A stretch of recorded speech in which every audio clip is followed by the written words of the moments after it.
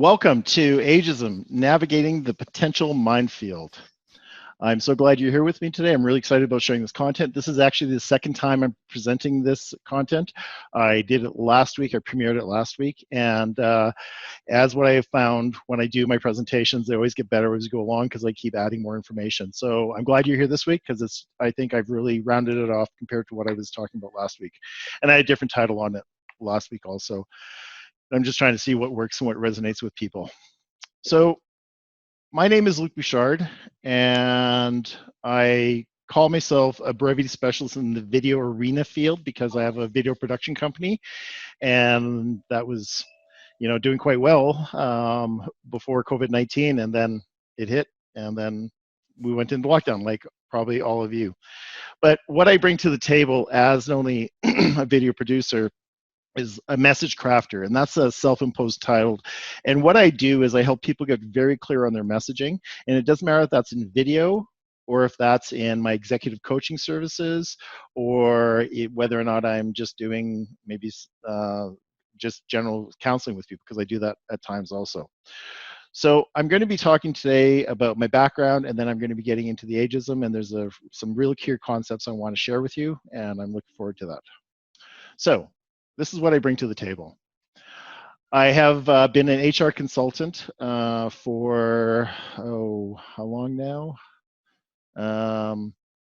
It's been a while. I guess it's been well over 10 years. And I actually have a brochure, and my specialty is on the front end on the hiring.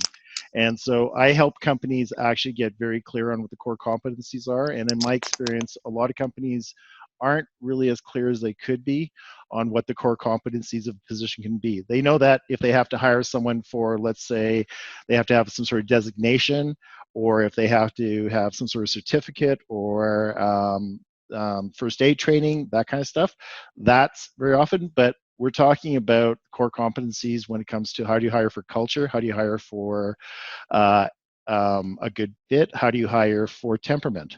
And so I would really help companies get very clear on that. I have been doing executive coaching for 15 years, and it's really about, and that comes from my life skills coaching background, but it's really about the identification of how you are and what you're at, and so I help people with that. I have interviewed, hired, and supervised more people than I can remember. The thing I like to say in these webinars is I got a position with a small human services agency, and I assumed 5 staff, and within half a month I was up to 45 staff. I was in perpetual hiring. So I know what it's like to be on the other side of the table. I know what it's like to everything soup to nuts on hiring, from the job description to the posting to how do you actually hold them accountable in their evaluation on that. I've done webinars on interview skills.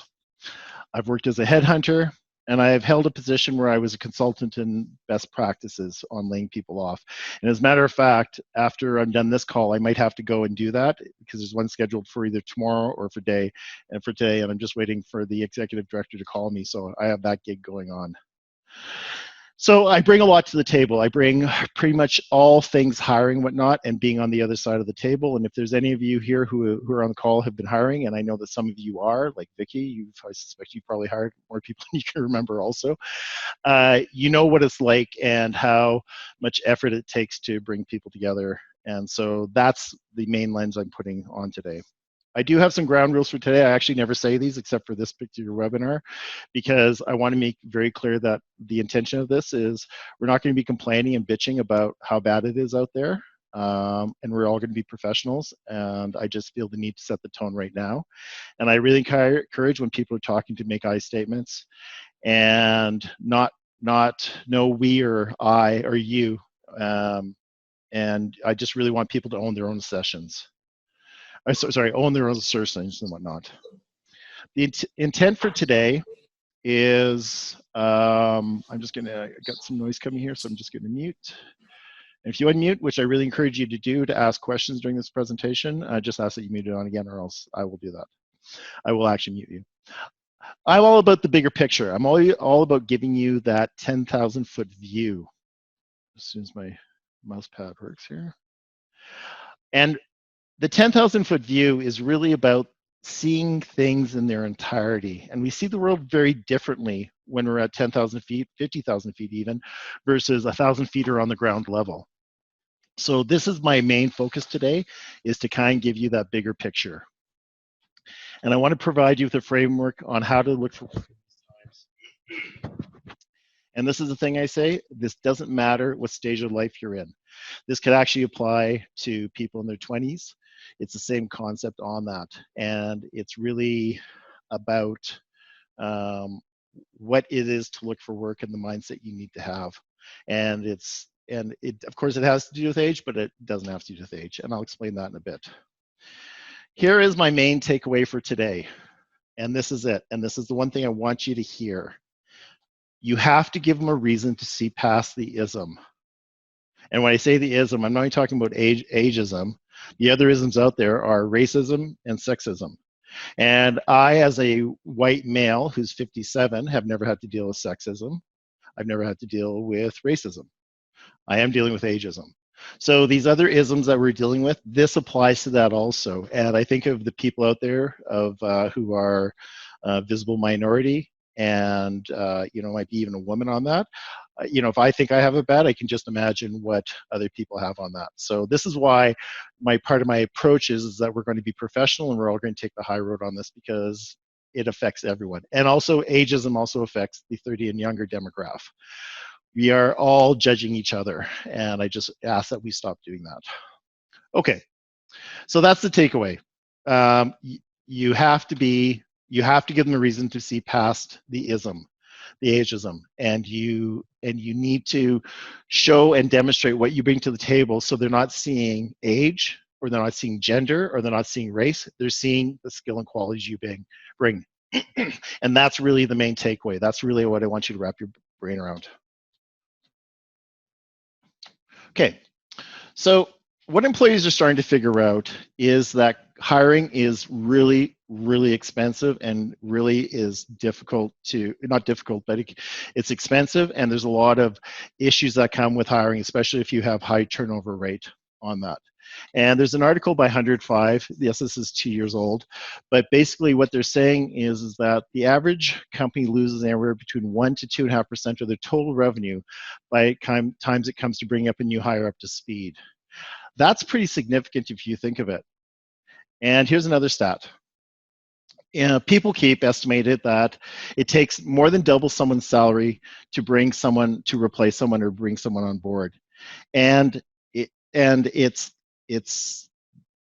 not as expensive, but it is also, there's a lot of other things going on.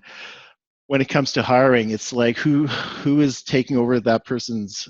The reason it's so expensive is because you have to consider, while that person's getting up to speed, and it's assumed that it's minimally a half a year for someone to actually start earning their keep, if not more like a full year.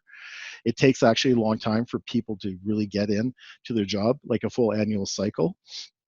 And so the hiring process is expensive because it's so much time. And as some of you know, you still have to do your regular job when you're hiring. You still have to find time to do everything else. If people are leaving, there's turnover, there's going to be organizational memory loss, which is another problem. And that's just like, why did we do that? I don't know, Bill who left figured that out. So there's many hits to a company, and when they do these analysis, they look at like a total analysis of it. So that's where they come up with these numbers. So that leads me to my next point. And the one thing that all employees are looking for is a good fit. And I'm just going to share a story with you about not a good fit, and just to kind of illustrate my point here. When I was working for the company that I was best practices in laying off.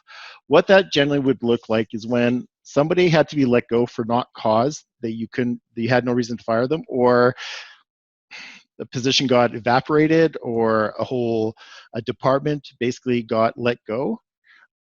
They would companies can elect to bring in career transitional services, where you will basically offer the person resume writing skills, how to write cover letters, interview skills, networking kind of stuff. And they sell blocks of time. So I worked for this company for, like I said, over 3 years, where I was going in and I was meeting with people. And I was meeting with them literally seconds after they got laid off, after they'd learned.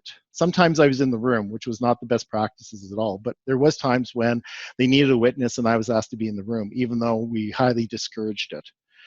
And in this one particular time that I want to tell you about, where there's not a good fit, there was a company that was letting go a supply chain manager. And what we would do is we would go in and we'd probably be there about an hour before the actual notification. And we would I would meet as the consultant with the HR manager and whoever the person notifying the individual. So someone above them, often it's managers, supervisors, managers, vice presidents, presidents. And in this case, a vice president flew in from another city just to lay this guy off because he actually answered to the vice president.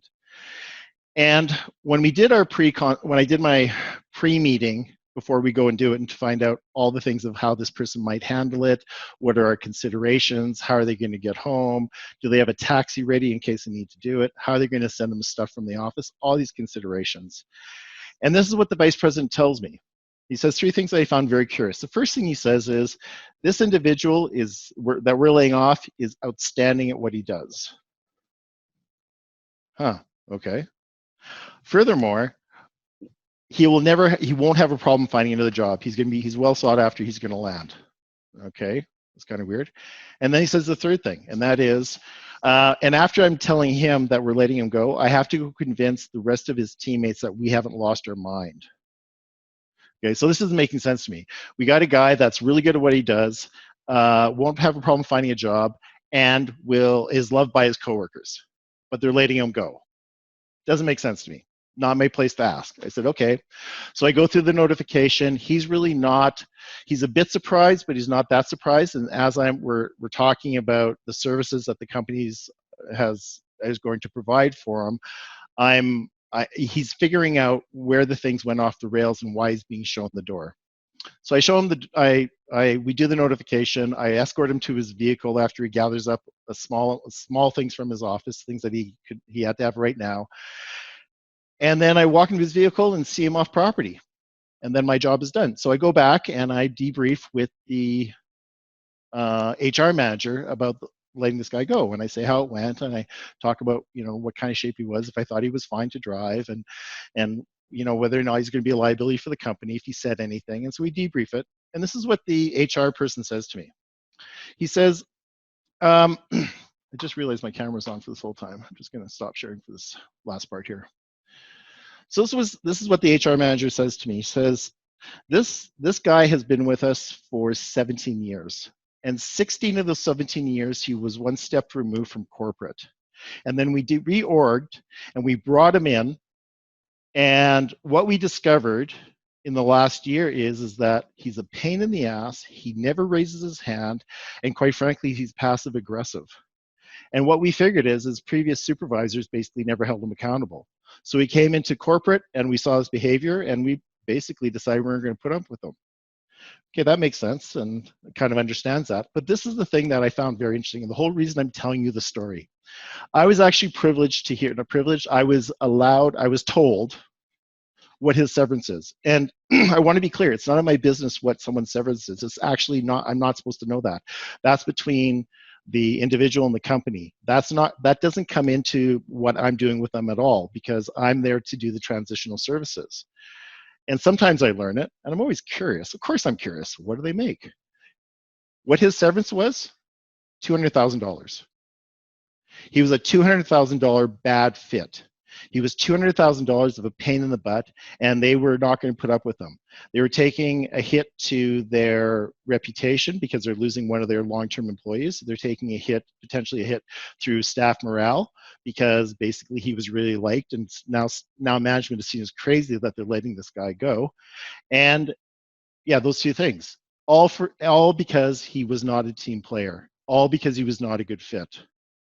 So if a company is going to pay $200K because he's not a good fit, you can believe me, it's on their radar to find good fits. So that's a story about not a good fit. And this is a premise of what the rest of this talk is that you have to demonstrate you're a good fit. It's not for me as a hiring leader to figure out if you're a good fit. You have to demonstrate that to me. Now, I will ask questions in interview. I will, with my references, that kind of stuff. But still, it's on you guys to show me that I should be hiring you. Okay. And a good fit needs to go both ways between a potential employer and yourself. And the question I would ask you is, how much runway do you have when it comes to finding work? Because if you need to find work right away, then it might not be as much of a good fit as just paying the bills. So the idea that you're going to be selecting is not, it's not lost on me. You might not have that much choice. You might just have to take something, because we are in different times. When I find myself, when I'm asking people are asking me questions in these webinars, and they're saying I'm actually split between pre-COVID and COVID, because the rules don't apply anymore that necessarily. When you have, what, in the United States, 50 million people out of work, it's a big problem. So how much runway do you have? And if you have runway, then you have more latitude to try and find a good fit for yourself. The two main considerations when determining a good fit between you and a potential employer is this. What do you bring to the table for the potential employer as an employee, and what do they bring for you as an employee? Sorry, what do you bring to the table? What do they bring to the table? So for yourself, how will you make your lives better? Or what is your value proposition? Like, what do you bring to the table that's going to make it easier? And why do you want the role? Why do you want the position? And this is very important. And if it's about desperation, well, that's fine. If you need to work, that's fine. But you need to have clarity on that, because if you don't have clarity on that, it will come through in the interview. Now, when it comes to what they bring, what are they besides money? When it comes to what they bring, well, why are they worthy of your talents and skills? Why should you work for them? Like, what's in it for you besides a paycheck, which is fine. But when it comes to, if you're looking at the latter part of your career, how do you want to spend the rest of that? So, are they worthy of your time and talents? And why would they hire you, or what problems are you solving for them? And that's really, it's an agreement. And actually, it's a type of marriage between you and a potential employer. And this is the next thing I want to really hit home on, that is, like all marriages, they're about common values. And so I'm going to ask you, when it comes to working with an employer, why is your common values important between you and your employer? I'd like people to answer on that if you could. So who would like to weigh in on that? And the question is, why is it important knowing your values?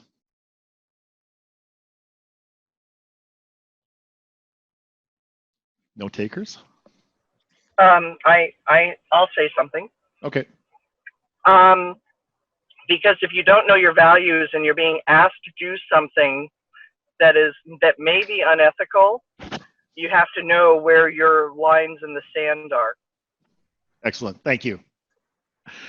I saw a bumper sticker. Oh, sorry. Was there more? I was just going to say, or potentially unethical. You have to know where you're at in order to know if something is okay or not okay with you. And if you do know that, then you have to know how far you're going to take it. Absolutely. And that's a really good point. And here's the example I like to use with what you're saying. Pardon me. I happened to be in Hyder, Alaska many years ago, 2 children ago. And Hyder, Alaska is the most northerly ice-free port in the world. And it's a town of 250 people. It's like, and you can't even, there's no roads to it. You actually have to drive through British Columbia to get to it. And then the road that goes through Hyder goes back into BC. So they don't, it's just a hole really on that. And I walked into a sporting goods store, and there was a bumper sticker. They had a whole bunch of bumper stickers for sale. And one of the bumper stickers said, "First we'll log the Earth, then we'll log the rest of the planets."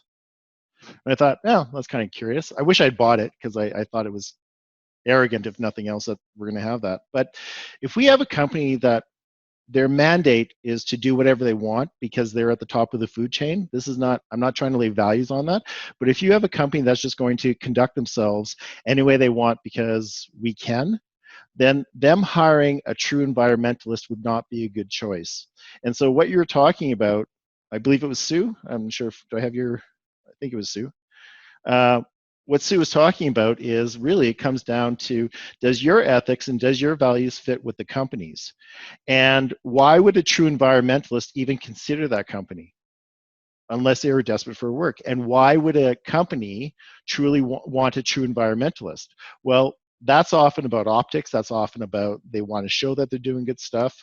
But it's really, is there a good fit between your values and the company's values? And when you have the core, when you have this, when you have an overlap of values and principles, that's a good fit. And your job search and your job applying for that role is about a demonstration that your values work with them, that you actually, that your values and their values dovetail together, that there's more similar than dissimilar. Because if you think of any relationships that you have in your life right now, and these are not forced relationships, a forced relationship is going to be somebody you have to work with, or a boss, you know, you people you have to work with, or if you're volunteering and you're working with other people. All relationships that have any staying power that are not forced or that you have to do are based on common values. They're based on commonalities. If you think of the people you hang out with, that you willingly hang out with, that is about, they share more in your values and principles than not. Marriages, people that get married in the same faith have longer marriages because they have those common values. That's just stats. That's not, I'm not making that up. It's like people last longer when they have the same faith on that, because that's the core alignment with your values and principles on that. So part of your work and looking out for going out to find work is really about determining with a company if they are worthy of your time, but also if you like who they are as a company. And we're going to talk about how you determine that. Can I add something? Yeah, please do. Absolutely. All right, thanks. So, yeah, as you were talking, I was thinking about the issue of commitment, and that seemed to be sort of like the core word sort of underlying your comments. You know, if you take on a position that you're not really, where you don't share the same values, it should actually raise questions about whether or not you would remain, or excuse me, whether I would remain committed to the position. Right. I would ask it of myself, you know, so if the next door opens, am I really going to stick with this because I don't agree with their about? And any thinking employer might also be thinking that question. All right, well, we know that he doesn't really believe as we do. So should we really keep him on, or should we even open the door in the first place? Right. Absolutely. Absolutely. And that's, you know, and where one of the ways they, in my experience anyway, where you kind of figure that out is asking the question is, why do you want to work here? It's like, convince us, or why should we hire you? It's like the ball's in your court to basically convince them why they are a good choice. And if you don't have that, if you really don't have that authentic, unless you're a pathological liar and you do that easily, it's going to come out one way or another. And especially if you have a panel interview, one person, like 3 people, one person might pick up on it. So yeah, it's absolutely correct. But it comes down to, again, how much runway you have and how desperate you are to find work. And, you know, there's a thing of, for me, if I have to feed my children, I can palate a lot. I can put up with a lot. I can sustain a lot for that on that. So thanks, Michael. That was excellent input. Okay. So basically, the reason why it's important to having the common values between you and an employer is that we tend to prefer to interact with those that think like us. People with pets, people with dogs hang out with dog owners. People that smokes hang out with smokers. Couples hang out with couples. Single people hang out with single people. It is. We tend to gravitate to the people that think like us. So when it comes to your work search or finding a company, is you want that to be there. And despite the fact that you're going to be spending 8 hours a day with this company potentially, maybe not with them anymore because we're in COVID-19. You might be working from home. So anyway. I want to now talk about giving an example of a misalignment, and I'm going to use, this is a client of mine, his name is Mel, and he took a new role in the position just to kind of illustrate this. Oh, excuse my bad grammar error there, or I missed a spot. I missed a typo. So Mel is an electrical engineer. He works for a oil and gas sector, specifically in pipelines, and was with a company. That's a big company here in Canada. And actually, they're into the States too. And he'd been with them for 13, 14 years when he went to a new working group. And the company he was worked for, the reason he was there for that long is because they were a company that was very ethical, did what they said, treated the employees well, and basically, as a middle manager, he was able to do well on that. There's a new posting, and there's a new position. It's an internal move. He applies for it. He gets it. He moves to this new working group. All of a sudden, for the first time in his career, he's working with people that would throw him under the bus if it would save their career. There's no loyalty. There's no honesty. They're having meetings with consultants and the team that are working on this project to the senior people, and everyone's saying, oh yeah, this is going to get done, when everyone in the room, except for the people they're answering to, know it's not going to get done. And he was a mess. He had no idea what to do. He was suicidal. He lost a lot of weight. He couldn't afford to lose weight. And he couldn't sleep. He was I was quite concerned about what was going to happen to him if he didn't get relief, because he was so stuck. He was so trapped. So as I started unpacking this with him, what I helped him understand is that he walked into a new working environment with a new working group that didn't hold the same values and ethics he did. And he was a man that said, this is my bed. If I'll make my bed, I'll lie in it. And if I give my word, I will do it. It will be done. There's no question about that. He started working with people that didn't hold the same values and the ethics. And as a matter of fact, if they got in his way, they would throw him under the bus, and he didn't know what to do. He actually was so stuck, he didn't think he could go to the people that respected him and would not want him to leave to say, I can't work here. He didn't know what to do. He actually thought he had to quit, which was another whole big issue on that. So when we don't have the same values of people we're working with or the company that's working on, it can be a torturous experience. And there's ways to determine whether or not you're walking into that. So let's talk about that. Make sure I'm not getting too ahead of myself on my slides. Yeah, okay. So ways to determine the role is a good fit for you is, we're going to start with that, then we're going to go with the company. So the questions you want to ask yourself, and I think, Michael, you were saying part of this is, do you like the role? Do you want to do the job? This is important. Do you think the role is beneath you, and why? And I'd really stop and consider this. If you're taking a role, generally what we consider when it comes to career advancement is you always want to be going up if you're interested in advancing your career and getting higher up the food chain.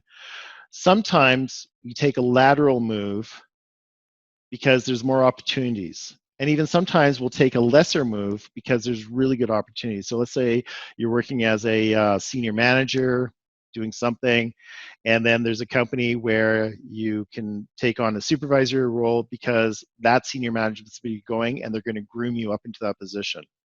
We very seldom take a role. It's generally not considered to take a role that's not going to go anywhere unless you're just wanting to finish out your career. It's always about career advancement. And so when people take roles that are a role that's not an advancement but a similar role on that, or even if it's a less role, if they're not clear that they may think that this is beneath them, it's going to come through the interview. It permeates. It's there.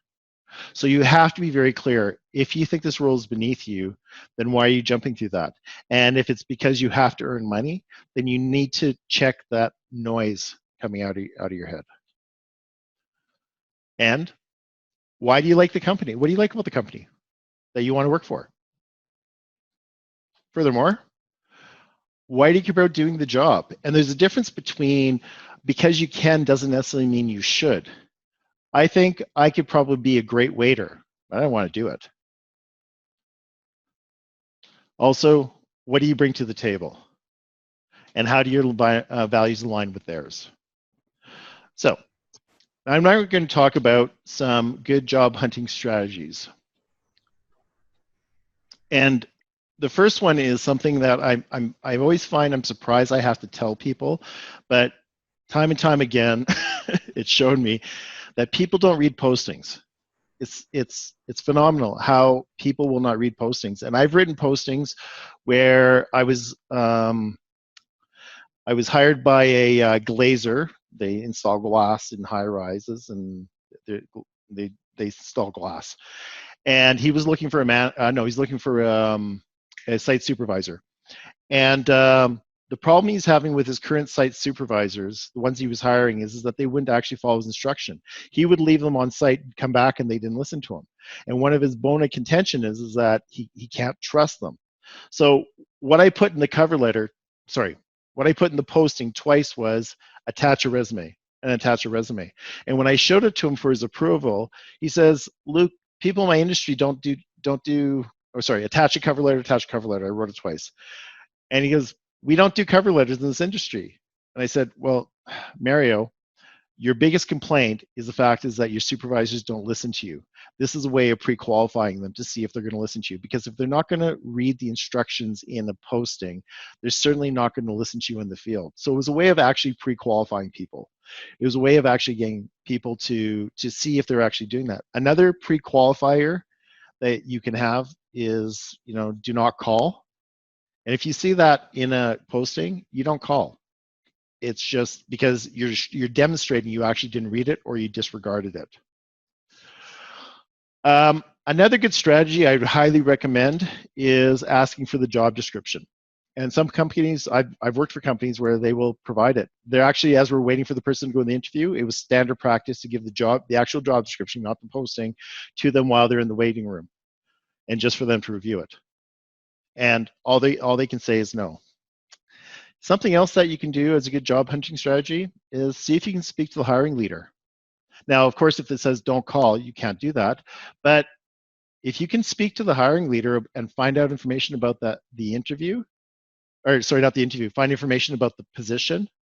A question that I've used and I've suggested that people use and that I've really received some really good traction with myself personally is this question. And that is, once you get a hiring leader, if you can get a hiring leader, the actual person that is you're going to be working under, whoever would be supervising you, this is not an HR person, but the hiring leader, and ask him this one question. What does it take to be successful in this position? And what I've seen time and time again is what they say is not in the posting. It's not even the job description. It's actually very different. And the reasons for that, what I've seen is that postings are often not current. They're not. They're old postings. They've just kind of taken it. Take the old posting and put it up there. Or the person that wrote the posting was not the person that actually is doing the supervising. And also this is with job descriptions. Often job descriptions are not current. And how do you hold someone accountable if what their job is, they don't know what it is? Like, can we say lawsuit? Like it's just bad practices. And something I've said for a long time now is there's no such thing as bad hires. It's just a bad process.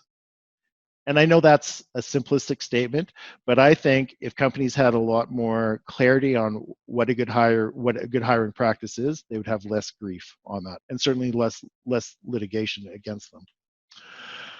Yes, go ahead, Michael. Thanks for taking my question.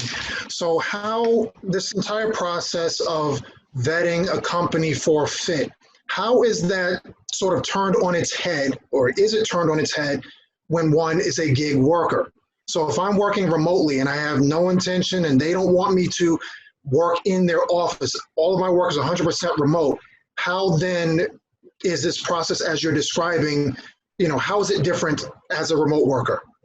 I don't really think it is different as a remote worker, because they're still going to want to know you're a good fit. They're still going to want to know whether or not you are potentially a liability, and they're going to be still doing their due diligence on that.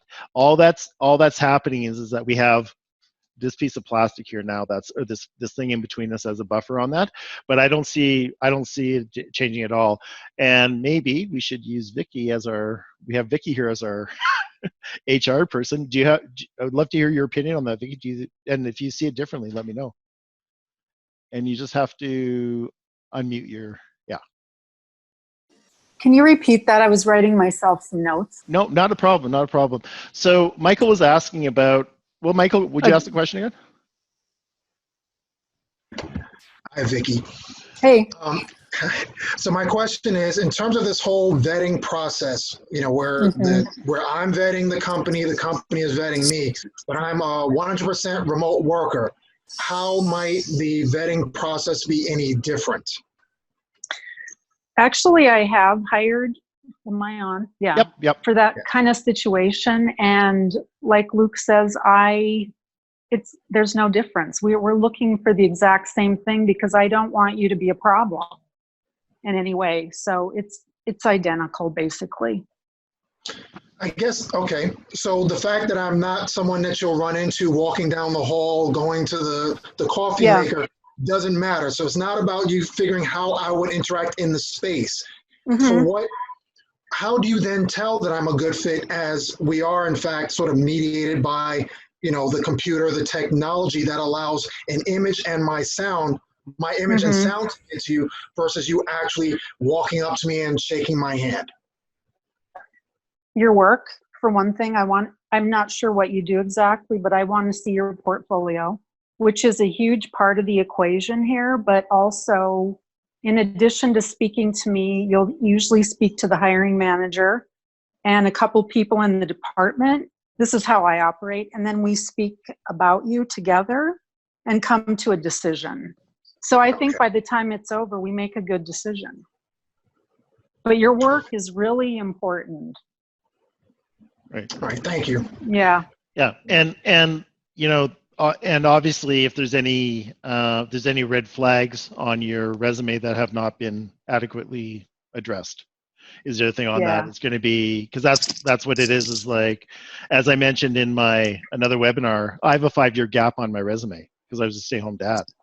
And it was like, so Luke, what were you doing this time, right? Yeah. Were you in jail? Were you in prison?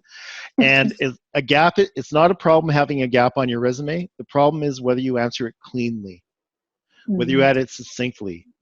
Well, time was really tough, and we had that whole, there's that time, the downturn in 2018, and no one was hiring. That's not the answer. The answer is, for me, it was, I was a stay-home dad for 5 years because my ex-wife and I decided that we wanted to have one parent stay home because that was our highest value. Okay, next. It's the same issue, and Vicky, I would love your opinion on this, right? Because now we're actually talking about different countries and whatnot because of how we see it in Canada versus the United States. I think I'm the only Canadian on the call, but anyway. There's no difference between a gap on a resume and actually why you left the last position. Because it's about how you answer that question of being able to succinctly say, so if you're actually going into character assassination about how much of a dick your previous employer was, you might as well walk out of the interview right there. You're not helping yourself. Right? So why did you leave the last position? I got a new supervisor, and he saw the world very different than me. We had a lot of conflicts. It was not a good fit anymore. I liked the company, but I decided that I need to move on from that position because I was not happy. Yeah. Anytime when somebody starts ripping on the past employer, I personally not interested, because you're going to say that about me. So exactly. If they're going to do it to me, if they're going to do it with me, they're going to do it to me, is really the thing on that. Yeah. So, right. Yeah. Those are excellent questions. There was something else that you had mentioned about there is a downside, and this is why I'm doing a video on Friday on the video interviews. I'm actually going to do how to do a video interview, like the things that you have to know about that. And it really is about that first, I'm going to say 1 or 2 minutes, how important that is. And this is where I think the stakes are higher, because if you're not really savvy with technology, you could probably get away with that in an interview and not show. But if you're struggling to make your camera work, if you're struggling, if you don't understand what you represent in your background, what people are seeing, what noise they may have in their head, if you are awkward on camera, if you're lost in the process, that's where I think the stakes are higher. So I just need to make sure it's not my contract here. Okay, yeah. Did that answer your question, Michael? Those are excellent questions. Thank you very much. Can I make a comment? Absolutely. Sue. Yes, One Sue. thing too is to be sure. This came up in a remote interview that I had. Is to be sure that that's what you really want, because the employer was very. They said, if you ever want to work in an office, this is not the job for you. You will stay remote for the rest of your career with us. Hmm. And I went, oh, okay. So then it was like, oh, is that really what I want? I don't know. Do I want to be 5 years from now still sitting at my desk at home?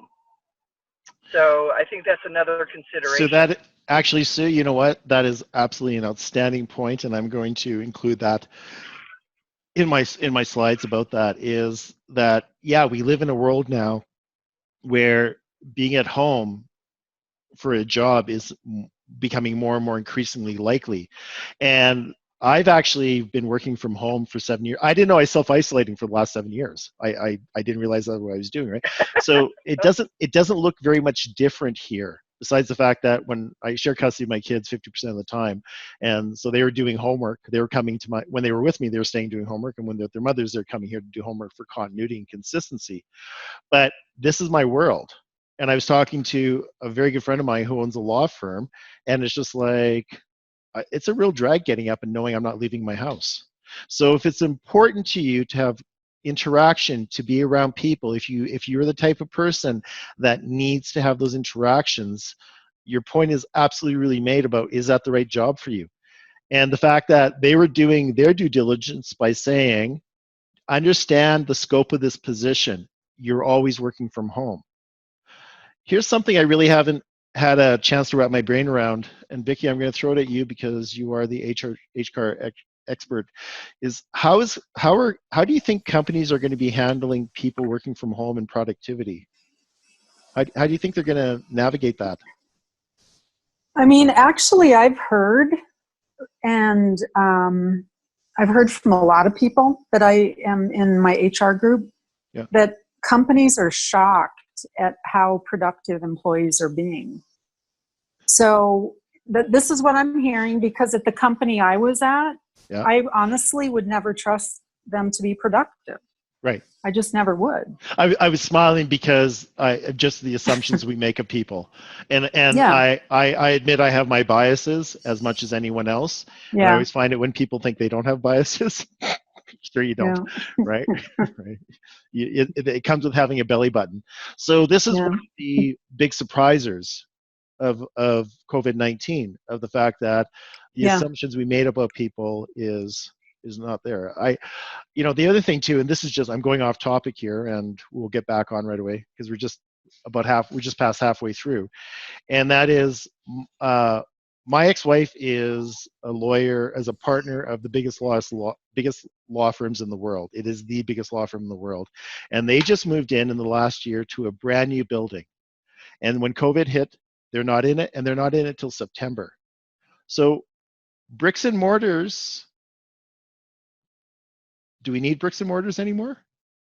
Like, they have 3 floors of a brand new high rise downtown Edmonton. And that's part of the persona of a law firm, is you go down to the high-end law firm, and and they, I think she bills out at $6.25 an hour. So you expect that. You expect that. But in this day and age, why would any business saying we're going to build when most people are working from home? Because our work, it doesn't matter if you're sitting here or in your office, you're still doing the same work. And as unsettling it is for me to, what does the world look like? It's still a pretty exciting time as the possibilities, and that's the angle I want to take. Is what are the opportunities for this position? And now I'm really going off message. I'm just going to share something with you. When it looked like we were going into lockdown and that was coming up, I literally stopped and meditated and says, what is the opportunity in this? Where's the opportunity? And I was just open to it. And then Meetup the next day, maybe it was the same day, I got an email from Meetup saying we're we're only having virtual meetings. Because Meetup was set up to be face-to-face. You were not supposed to be doing this on Meetup. That was their whole platform. And then because I already had content developed, that's why I've been able to do 76, because I had 4 webinars already developed on that. And I feel it was like, what is the opportunity here? And when we're open to that, I think, if you believe it, answers will come. Okay, let me get back on the message here. Now I'm going into the woo-woo space of manifestation and stuff like that. So, May I raise one question? Sorry. Yeah. Piggybacking on what we've been talking about, again, with the whole remote work, work from home, is ageism as much of an issue? Is it relevant when you're talking about hiring workers from home? Because, again, similar to my previous question about whether or not, how you interact with the person in the workspace, what does it matter what the person's age is if they're not physically in the space, but they demonstrate the skill? Because the premise that you're going on is there's a maturity with the question. There's a level of maturity that comes with the question. And the thing is, so many people, their biases, they do not know they have biases, or they cannot see past their biases. So that is an excellent question for someone's going, what does a good fit look like? Do we need to have this? Actually, would it be better to have someone who has more experience, who has developed their work ethic, than somebody that's younger? Well, that's still a form of ageism, because I'm assuming that people under 30 don't have a work ethic with that question on that. I think if you are not cognizant of your bias, you're going to hire people that look like you and think like you, because that's what we do. And COVID aside, it doesn't matter, because people are still going to run their lens through, and they're going to see the world how they see it, and they're not going to see past this. And the professional mature goes, there's my bias again. I'm going to put it here and deal with you. Yeah, it's there. I see you. I'm going to deal with you. I thank you for asking that question, because it doesn't matter. Yeah, I wish it didn't. Okay. Where was I? I was talking about good job hunting strategies. And so now we're going to talk about what it looks like to do your due diligence in your work search. And it starts with researching your company. It's really this simple. We have this ability to learn so much about a company these days. Now, the information you learn may not be accurate, may not be current, but we have a lot more than we had. So what you want to look at is, what is their website and online presence? This is important. What is the average age of the staff? Or what is the average age of senior management? And this is the first thing about navigating the potential minefield of ageism. If you're looking at a job and the average age of the employer, the staff, the frontline staff, are 32, and management is in their late 30s, well, what are you walking into? And should you be surprised that they're going to be having ageism on that? People are people. And so this is something that we can't just kind of going in and hoping it's not going to be there. We need to actually look at a situation and go, what might this look like? Now, I'm not saying they are going to have a bias against you because of your age, but you need to go with your eyes wide open. Other ways that you can find out information on a company is annual reports and past annual reports. If it's a company that has like a CEO that's addressing shareholders, there's usually an annual report, or there's going to be a report and review. In our last year, they're talking about that.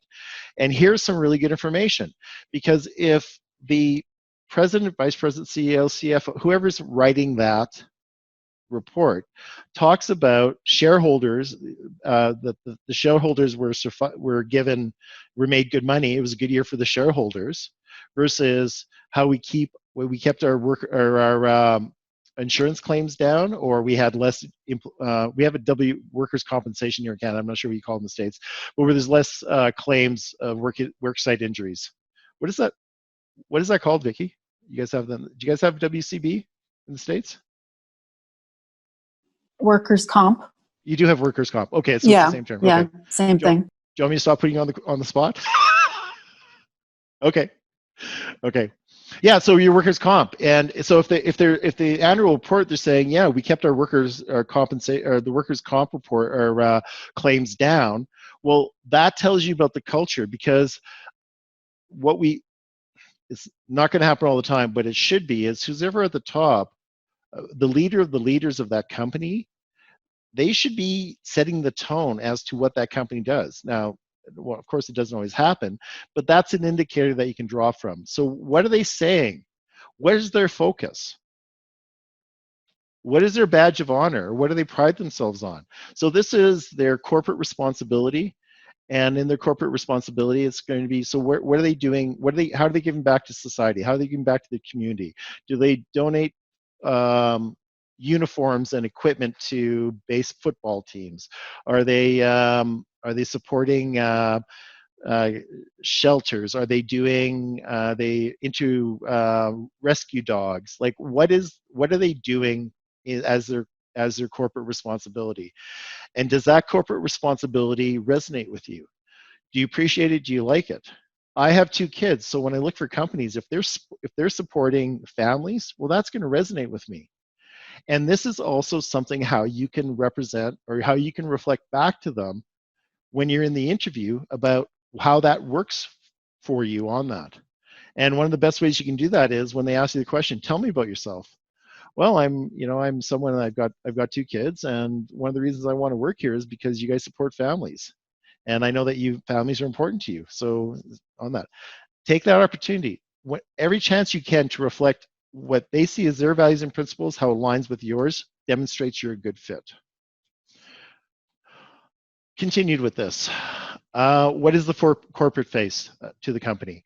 There's companies out there that they have no actual corporate face as a person. All they have is everything about the company, what they do, but that you don't have, there's no picture of a CEO, or it's buried at the very end or whatnot. That's not what they're about. That tells you what their corporate face is, how they demonstrate to the world, gives you an indication of what their values and their principles are.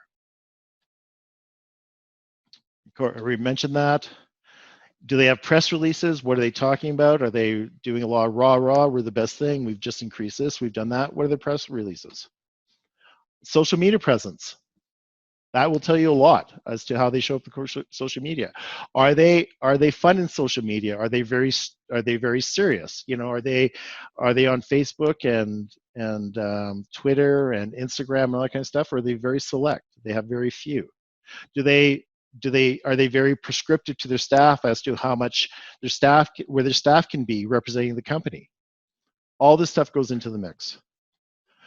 Customer reviews. How do their customers talk about them? Google reviews, stuff like that. It's just like, how are they perceived by the outside world? Well, is it really good data mining for data on that? And if you also have if they have previous employee reviews, that's also a good thing too. Staff morale. Are the staff happy or disgruntled? Like, are the staff basically talking about how great it is to work for a company, or is there nothing out there? Turnover rate. Do you see a high turnover rate? Whether you can determine that or not is something else, but this is the stuff you're looking for. In essence, what I'm talking about is you need to determine as best you can what you'd be walking into if you accept the position. What you're trying to do is an attempt what the culture is like and get a snapshot of that company. You need to paint a picture of that culture. What do they look like?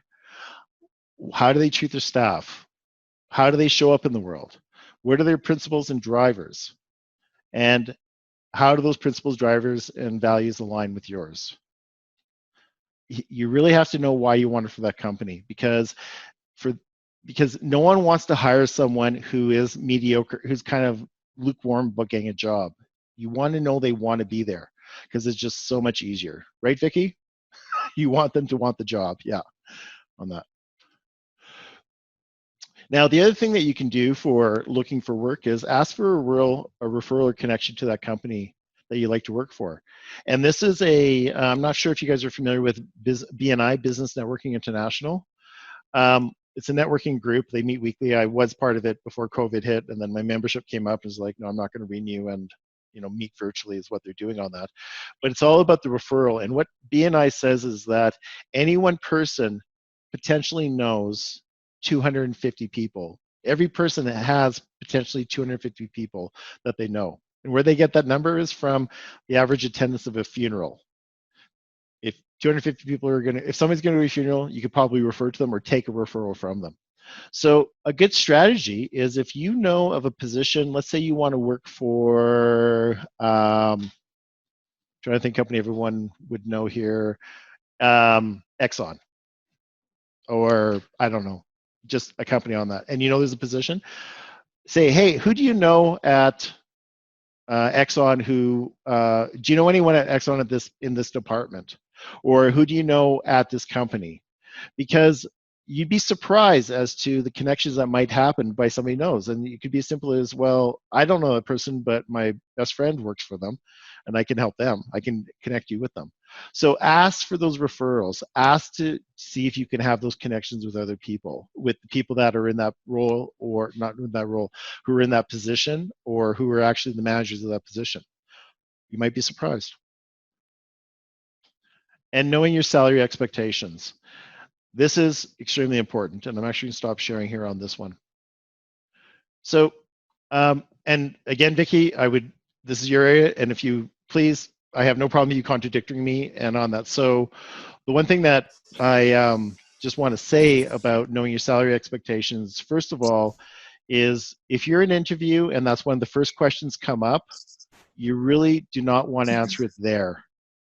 Why do you think they're asking that question out of the gate? What are your salary expectations? Why do you think that is?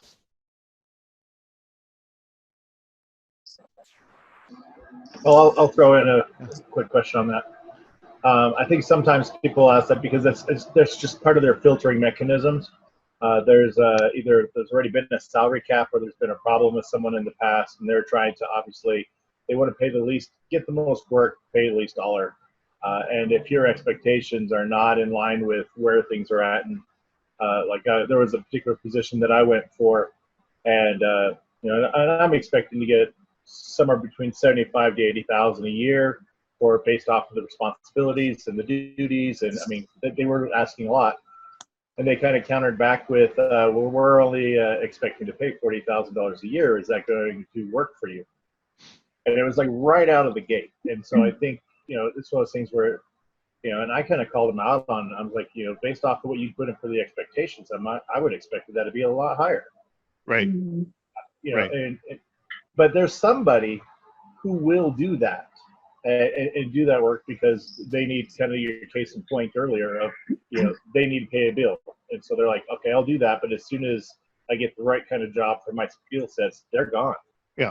So, and that could be a reason why they're having a hard time filling some of these positions when their expectations and their salary expectations are not in line with each other.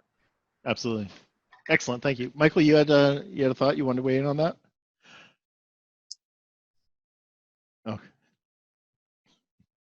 I actually forgot my thoughts. So okay. Well, please jump in there again if you have it. So my experience has been when I'm in an interview and I'm asking someone's salary expectations, I need to find out if if their expectation is too high for what I could pay.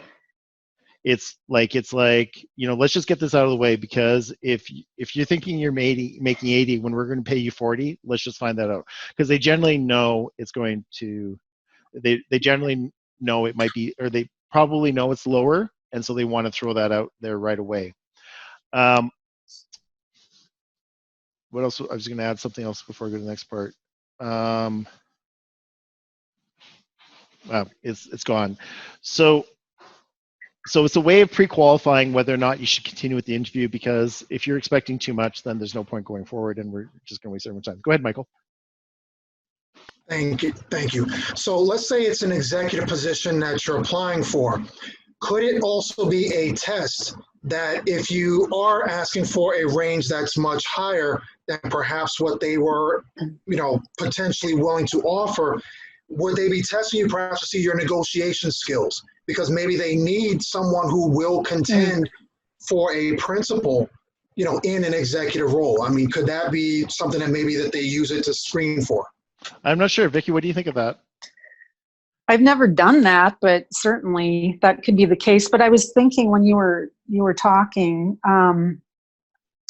sometimes what I would do is ask the salary expectations just to find out if we're off base too. So to try to get a vibe on, are we being realistic? And honestly, several times we've had to go up, so that's part of it too. That's curious. So that's Yeah. really good. The other side of that is you're testing to find out if you know the market. Right. Yeah. I remember one position that I applied. I'm sorry, one position that I applied for.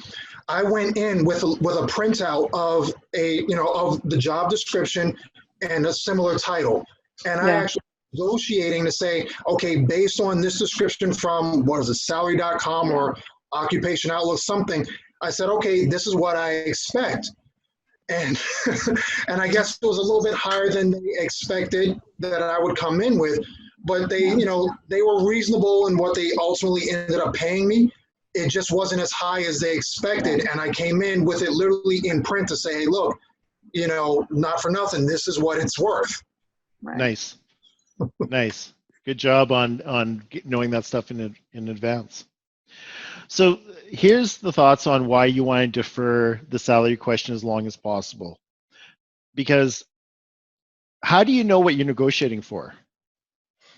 How do you know how many hours they're asking you to work? How do you know how much benefits they're giving you, how much medical they're giving you, how much holiday they have? How do you know if you're having to pay for parking? How do you know if, on that? So it's really not a fair question, because you don't really know what they're actually bringing to the table and what the expectation is. And some people would take 10% less in a position if they have an extra week right off the hop. Mm-hmm. And that they have these other things on that, right? So it's my what I say to people is saying, I really am reluctant to give you a number right now, because this is so new. I don't know what you're actually looking for me in the role, and how can I actually speak to that effectively, because I might come in too high and you're going to go, well, we're not doing that, and then learn later you had all these other benefits. So on that. So if you can defer it as far until they're actually offering you a position, that's what I would recommend. Because you don't know what you're working on. I'm sorry, I need to take this just to make. Actually, they can go to voicemail. That's fine. I'm not sure if I'm supposed to be hearing from this executive director, but she'd be calling from a different number. Anyway, okay. So, yeah, but you have to know and if they're going to be insistent saying no, we want to know right now, then you need to have that information. Because you just can't, I don't know, you have to have that. So try not to give it, but you also give a range. And I don't know if this is a practice that's hiring leaders would do in the States, but I have got this when I've been asked that question. I counter with saying, can you tell me what the pay grid is? Mm-hmm. Yeah. What's the pay grid? Where does it start? And if they say it's from this to this, and I'm going, yep, I can accept that. But I might counter with, when does pay increases come? What's your policy on pay increases? Mm-hmm. So if it might be a 3-month, and then we do that, because here in Canada, and I'm not sure what in the States again, basically 3 months is you can get rid of someone up to 3 months without cause. After 3 months, you actually have to give them a cause on that. Is that the same in the States? Yeah, but good luck, you know. Yeah, there are a lot of places that are at will. They take the liberty of firing you with or without cause at any time. They say you have the 90-day probation, but I mean, correct me if I'm wrong, Vicky, but they tend to still keep it as at will, that they can release you at any time. Yeah, that's correct. So still it's on the employer to prove it. So That's why I just say forget about that. Right. Okay. Yeah. Okay, so we are about 20 minutes left. Let's just, excellent. I love the input. This really helps.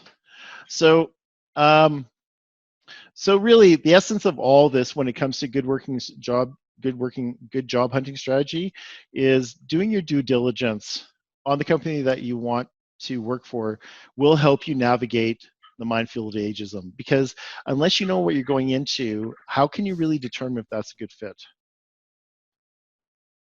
So these are the things, and I just want to talk about how I've seen people not help themselves and like literally just blow the interview and had a lot of skill, but they just brought other stuff to the table that didn't help. So one of them is unresolved issues with past employers. It, as Vicky said, it won't help. Like it just won't help yourself if you don't have that resolved. I see a lot of people that are experienced that go in making a lot of assumptions that they actually know what's going on in the business because they've been there before. Oh yeah, I got to figure it out, and going, no, that doesn't help you. No one likes a smug or know-it-all, and thinking that they're doing a favor by you hiring them. What companies may be looking for? Who is trainable? They just may really want somebody that can train, that they can groom, and can demonstrate that they are fit within the culture. It's all about fit. I know companies would rather have somebody that's adequate at their job than somebody who's really good but leaves a whole bunch of crap in their wake. They just don't want to deal with it. Okay. Reasons why you may not get the job. Pardon me.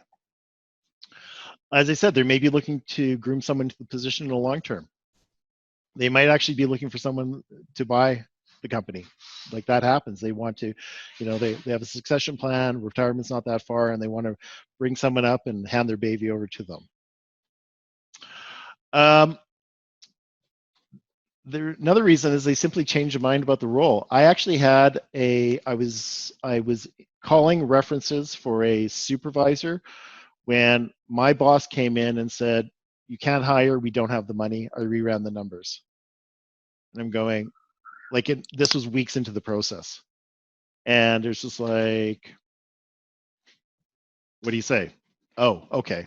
Anyway, that's actually happened to me. They've changed their mind and the role's not there. This is something also very important that is, I personally have seen it, is they may know that you might not put up with crap. That's why they're not going to hire you. That's why they want to hire young people, because the young people, the younger, unexperienced workers think they don't have to, they have to put up with it. They're not going to raise their hand. They're not going to say, no, this is not okay. I had a role where the executive director got seconded to go do something else. Her manager, two managers hired me. I discovered after I got the role that actually it was standard company practice that no one kept timesheets. I'm going, what do you mean we don't keep timesheets? How do you know if people are working? And I think it was intentional on the executive director's part, because she set the tone that to get more work out of people. And I said, no, this is not okay. How do you know? And I didn't last very long. I don't think she would have hired me because of my experience on that. So there may be very good reasons you're not getting the job. Okay, some other ways that people shoot themselves in the foot. They haven't read the posting. We talked about that. Their email address shows their birthday. I'm working with a client right now. She has her name, Beth, it's not her name, Beth65@hotmail.com. And I'm saying, why are you advertising to the world your age? Oh, I've had it so long. People said that. I'm going, you're not helping yourself.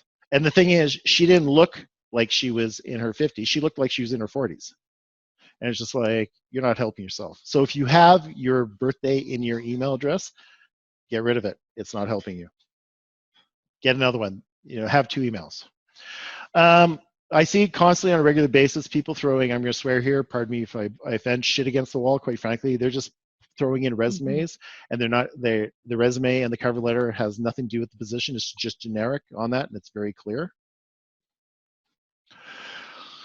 This doesn't help when people say, so what are your career goals and your aspirations? Oh, to work 3 or 5 more years, then retire. you're showing that your foot's out the door because you're already considering your exit strategy. And no one wants to work with somebody who's in coast mode, just putting up with it. If radar is on your retirement, they probably know that already. You don't have to say, I'm just putting in time here on that. Okay. Not enthusiastic about the role. They're kind of, yeah, I'll take it. That'll be good. And you have somebody that really wants the role, guess who's going to get hired? And they're equal skill, of course. Yeah, not really being able to say why you want the position and why they should hire you. Like that question, why should we hire you, is a freebie to align yourself with your values to the company's values.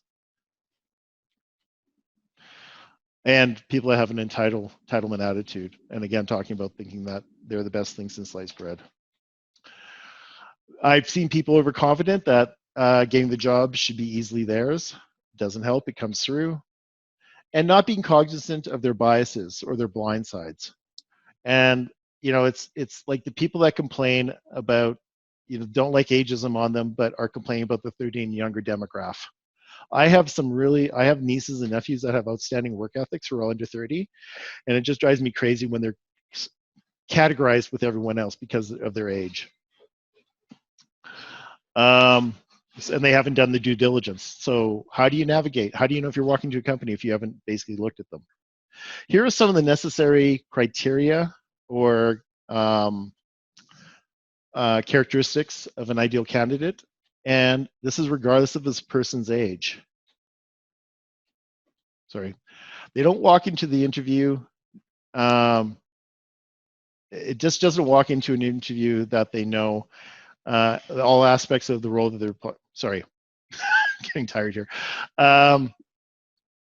They know, they don't assume they know all aspects of what they're interviewing for. They're actually open to the idea. They don't assume they know the culture. They don't assume they know the expectations. So this is really about having an open mind. And this is really important, a willingness to learn. And not wanting to learn is not good for any age when looking for work, but it's specifically bad when you are in the latter part of your career. It really smacks of curmudgeonism, an old fart. Can't teach an old dog new tricks. It just doesn't help you. You have to demonstrate you're willing to learn, or it's because you're going into a new situation. Again, doing their homework on that. So they've looked into it. It's really amazing when I interview people and they haven't even looked at the website. I'm going, why are you here? Wanting the role that you apply for is really, really important. I want to know you want the role. And this is my last thought. Ageism is a shroud of assumptions cast upon you. Do not give them that power. Because they're putting you in that age, they're putting you in age bracket, whether or not they are ageism, sexism, or racism, it doesn't matter. You don't have to accept the role they're putting on you. You don't have to take the shroud going, yeah, I'm not onto that. But you have to demonstrate how you're a good fit for the company. That's on you. Okay, we are coming up to an end here. I just want to share some of my other webinars that I'm currently offering. And these are in no particular order. Yes, Michael, go ahead. I'm going to come back to questions. I will come back to questions. Okay, go ahead. No, ask them now. Oh, okay. It's a comment and a brief story and a question. Very brief, if I may. Please do. Both having to do with the same job that I had applied for. I had applied for a job where clearly I was 15 to 20 years older than everyone there. Okay. So I had kind of an ageism thing in me where I felt very much out of place because I was so much older, obviously, than everyone else. But I still stayed for the interview because I wanted to get a sense of this particular job. I wanted to get a sense of it was something completely new. I was changing careers, and it was like, okay, let me just learn. Let me see what this all entails. And the more I spoke with the gentleman, the more I realized that the position was really for someone fresh out of school, no family, because they were going to be committed to a lot of hours. So I knew, like, from the minute I sat down and waited for the interview all the way through the interview, that it really was not for me. But instead of, rudely or abruptly interrupting and walking out, I just, I stayed, I listened, I, took some mental notes to get a sense of what I was otherwise signing up for. But my question in that situation is, in some way, did I kind of tip my hand that I was much older because I had actually gone in wearing shirt, tie, and a suit, shoes polished and everything, and everyone who showed up there was in jeans, t-shirts. They were not dressed professionally corporate at all. I mean, is that a way? Did I kind of tip my hand that I was the old guy in the room? I don't think so, and I'd love to hear Vicky's opinion on this because part of the thing is that I expect people for an interview to always show up one level higher than the average workwear. Yeah. It's like you always show up a bit more because it's a formal process. You're going there, Right. and I think that if they're going to suggest that, or if they're going to think you're too old because you dressed up, then it's really not a good place because they don't understand that mindset and whatnot. And I think it's far better to err on the side of caution and show up overdressed than being underdressed. Right? Yeah. Because I want Michael. Go ahead. I'm Vicky. sorry. Michael, I'm curious, how did they pull you in for the interview? Because obviously they're looking at your experience. They know you have 15 years on whoever else. So they picked you for a reason. Yeah, it was kind of curious. I thought, I mean, it was one of those positions where they were willing to train. So if I was willing to learn, they were willing to train. So thankfully they didn't discriminate against me because I had so much more experience, but they also knew what kind of hurdles they were going to set before me. And if I was willing to bear with it, they were willing to train me because they talked a lot about the training. They talked a lot about the grooming process. And everything about it just really didn't sit well with me. So it was a learning experience. I just had to take it as that. Yeah. In some ways, it sounds like it might have been partly in your head, though, the ageism thing. Oh, it certainly was. Yeah. Certainly. Right. Excellent point. It's hard Vicky. to shake that. So. And the other thing that I applaud you on for staying in the resume is being professional, taking the high road, and also practicing your interview skills. You might learn something from that and whatnot. Furthermore, there's been many times when I've been hiring, knowing another position is coming up that has not been announced, and going, this person would be actually better at this other role. And now I've potentially saved myself from having to go through another hire process because I've identified a viable candidate on that. So that's the other reason you do that. And then also, if you don't get the role, there's nothing wrong with saying, so if you know of anyone else that's looking, please forward my resume. In Canada, you don't forward your resume you don't forward someone's resume unless you have their permission. I'm assuming that's the same in the States. But it's common to say, please forward my resume if you know of anyone that might be looking on that, right? So go ahead. So on that note, I can speak very personally as I actually applied for it was an IT workstation position. And my skill sets are far more IT administration, management. But this was right there at 2008, and the world had fallen apart, and everybody's just scrambling, just trying to find a job. So I was definitely in that, I just got to put meat on the table rather than having top ramen. And I had the director of the organization come to me and go, he was like, why do you want to work here? And I kind of took, Luke, what you talked about with regards to our values are the same, and I want to go someplace that I'm appreciated, and I kind of really built on those. And they actually did hire me for that position. And then after watching me work for 2 weeks, promoted me all the way up to being their IT administrator.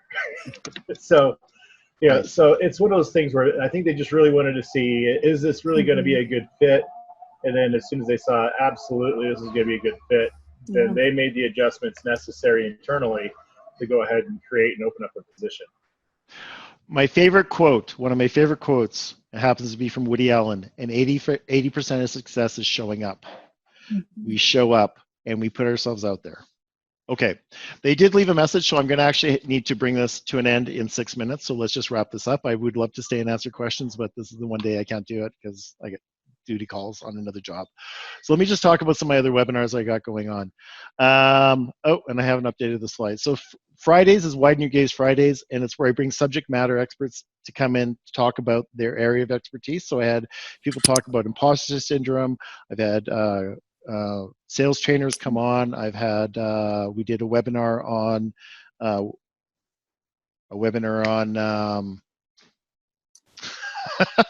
drawing a blank on podcasts, how to do a podcast 101. And last week we did this one, which is texting. This is one we held last week, texting in your favor. And this is my speaker, and they're really here because I forgot to update the slide deck. I do how to have an elevator, have an kick-ass elevator pitch, part 1, the value proposition. That's something I'll be offering next week. I also have part 2 of navigating the elevator pitch. So it's really about the mechanisms of it, when you say things, why you say things. And I offer a really nice, succinct model on how to engage and how to build, how to prospect ways so it's not, you don't come across as slimy. On Wednesday, on this Thursday, I have this webinar coming up, and it's becoming a subject matter expert, how to position yourself as an expert and industry leader to potential employers, and it's really about how to position yourself in the market. I don't know when I'm going to be doing this one. Communication fundamentals is really about why communication works and doesn't work, why it goes off the rails, the difference between men and women, how they see stuff. And so, yeah, so some of the webinars on this Friday, I don't know if it's in the slide deck, but I have one on video interviewing on Widen Your Gaze. So a service I do offer is my elevator pitch diagnostic, and it is 90 minutes with me where we sit down and we talk, and you can talk to me everything about your elevator pitch, to looking for work, to how to position yourself in the market, to if you want to talk about video production, I can talk about that. But it's 90 minutes with me. Here's the actual real brochure of it. I'm going to put in the chat this brochure, and so you can, I'm going to put a couple things in here. One is how to contact me, and the other one is this electronic brochure.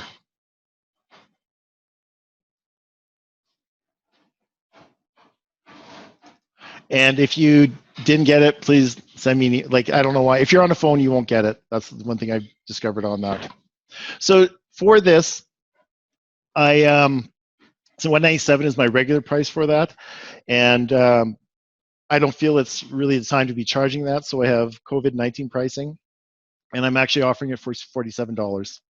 So if you're interested in that, send me an email, and it would be, like I said, 90 minutes of my time, and I'll really shorten your learning curve specifically. The last thing I have is I do have an ask for you, and that is if you know of anyone that has platforms that I could speak on, if they have like lists of people and my content would be something that would be desirable for them, if you could do an introduction, that would be great, and just make that connection.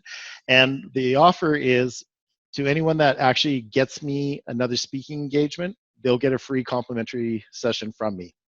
Free complimentary. They'll get a complimentary session from me.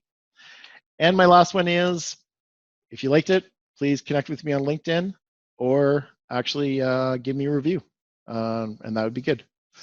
So in closing, don't try and fit in when you're born to stand out, because that's what we're supposed to do, and that's what the interview process is standing out and demonstrating that you are the right person for that job.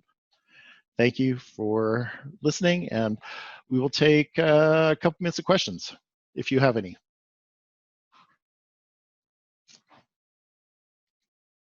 Any questions?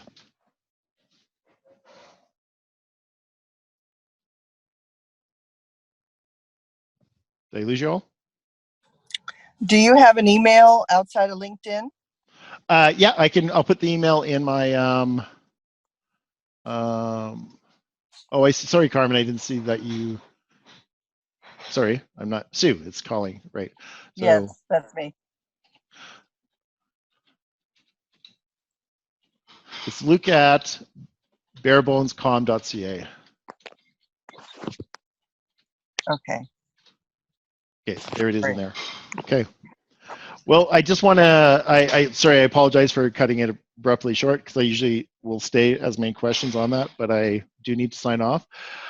Please come back for other webinars if you found this valuable, and I thank you for your time. So, guys, take care. Bye now. Bye. Thank you. You're welcome. I just sent you something too. Okay, thank you.